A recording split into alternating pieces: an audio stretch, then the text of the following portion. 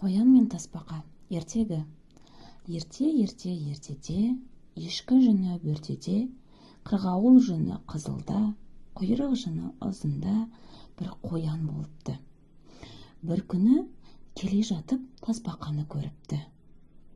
Ол тасбақаға былай дейді: «О, достым, қайда бара жатсың? Бүгін күн қандай тамаша, серуендеуге шықтым. Өзіңмен кездесу бір ғанибет еді. Кездесуімізді атап өтпедік пе?» депті тасбақа. Сөйтіп, дереу нан жабатын таба тауып, ұннан қамыр жасап, нан пісірмекші болыпты. Екеуі пісіріп жатқанда, қоянның ойына бір арам ой келіпті. «Бұл нанды қалай өзім жесем екен?» деп әрі ойланып, бері ойланып, тасбақаға былай депті: «Тасбақа, досым, былай істейміз бе? Мына табаны төбеден төменге қарай сырғытып жіберейік. Кім бірінші жетсе, сол жесін нанды» депті.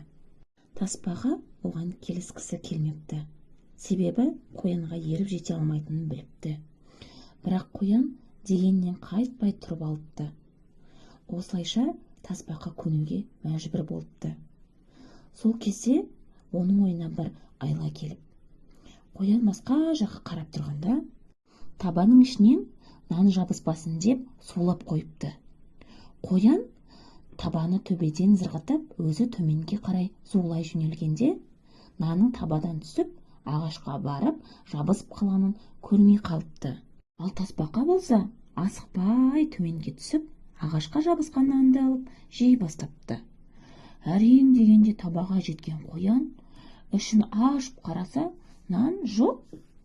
Не істерін білмей төбеге жүгіре жөнеліпті.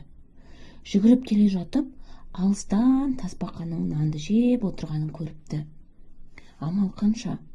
Келісім бойынша нанды бірінші алған жеу тиіс. Қарны ашқан ол жалбарына бастапты: «Айналайын тасбақа, бір үзім наныңнан берші». «Бір үзім, екі үзім дегенді білмеймін. Өзі шикіп піссе де дәмді екен» деп тасбақа барлығын жеп тауысып қойыпты. Ол қарнын сипап тұрып: «Ал қоян досым, бүгінге тамақ өте дәмді болды. Үлкен рахмет» деп үйіне қарай жол тартыпты. Ал қоян сілекейі шұбырып, қарны ашып, ағаштың бетінде қалған нан сақтарын кеміре бастайды. Міне, сол күннен бастап ағаш қабақтарын кеміруді қояндар ұнатады екен.